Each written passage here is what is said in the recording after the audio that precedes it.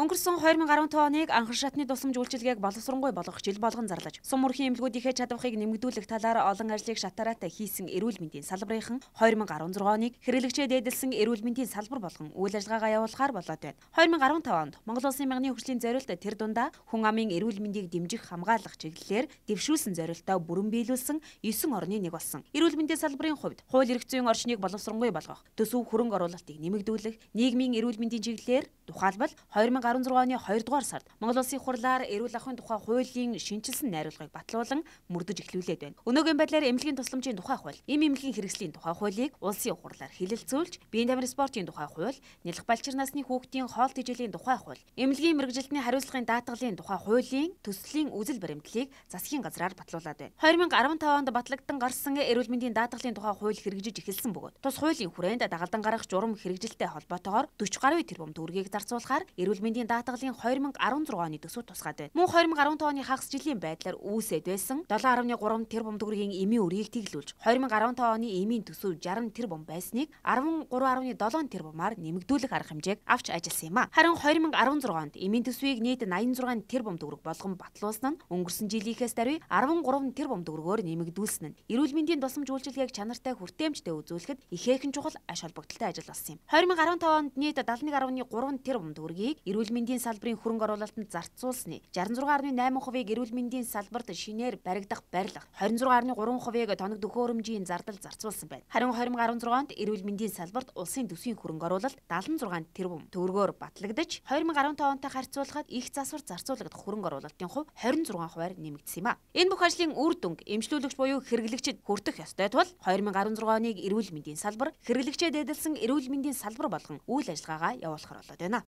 Хэрэглэгчээ дээдэлж ажиллана гэдэг бол бид эмнэлгийн ажилтан үйлчлүүлэгч хоёрын хоорондын харилцсан халуун дулаан харилцаа ойлголцол энэ хүнд тусч байгаа өвчин эмгэг түүнийг эмчлүүлэх асуудлаар энэ хоёр хүний хоорондын харилцаа бол орчин үеийн түвшинд очих ёстой. Ингэх юм бол манай эмнэлгийн ажилтны чадвар өндөр технологи орчин үеийн техник технологиор хангагдж байгаа. Харин бидний тусаад байгаа тэр сахилга хариуцлага зохион байгуулалтыг эрс сайжруул. Ийхүү хэрэглэгчээ дээдэлсэн эрүүл мэндийн салбар ураатай явагдаж байгаа удирдах ажлын зөвлөгөөний хүрээнд эрүүл мэндийн спортын сайдын үүрэг гүйцэтгэгч Оюнбаатар бүсийн онцлогоо эмчилгээний төвийн дарга нартай 2016 оны үр дүнгийн гэрээгээ байгууллаа. Бид бүхэн 2015 онд ажлыг дүгнсэн 16 онд гол хийх чиглэлийг гаргасан байж байгаа. За энэ дээр бол улам хэрэглэгчтэй хүрсэн ажлуудыг зохион байгуулъя. Тэдний 5 дахь орчныг бүрдүүлье. За тэднийхээ хүлээгдэл чирэгдэлгүй үйлчлэе. За эмнэлгийн тусламж үйлчлэгийг чанартай үзүүлэх тал дээр онцгой анхааран ажиллаж байна. Манай бүсийн онцлогоо эмчилгээний төв 2016 онд хэрэглэгч үйлчлэгээ үзүүлэгчийн хоорондын харилцаанд дахь хүндлэл, итгэлцэл, ойлголцлыг сайжруулах жил болгон зарласан. За энэ хүндлэл, итгэлцэл, ойлголцлыг бид нар сайжруулахдаа өдөр тутмын үйлчилгээнд инээмсэглэж өгтий, ээлдгээр харилцъя гэсэн ийм зарчмыг нэвтрүүлэхээр ажиллаж байгаа. Мөн зөвлөгөөний үеэр эрүүл мэндийн салбарынхаа 2015 оны ажил амжилтыг дүгнэж шилдэгүүдэд шалгарууллаа. 2015 оны эрүүл мэндийн байгууллагын шилдэг байгууллагаар их хүүхдийн эрүүл мэндийн үндэсний төв шалгарч, эрүүл мэндийн байгууллагын шилдэг менежерээр их хүүхдийн эрүүл мэндийн үндэсний төвийн ерөнхий захирал инхтүр тодорлоо. 2016 онд бид Монгол Улсын их хүүхдийн эрүүл мэндийн салбар болон өөрийнхөө эмнэлгийг 2016-аас 21 онд хөгжүүлэх энэ үндсэн бодлогын бичиг баримтууд дээр бол нэлээд тогтож ажиллана.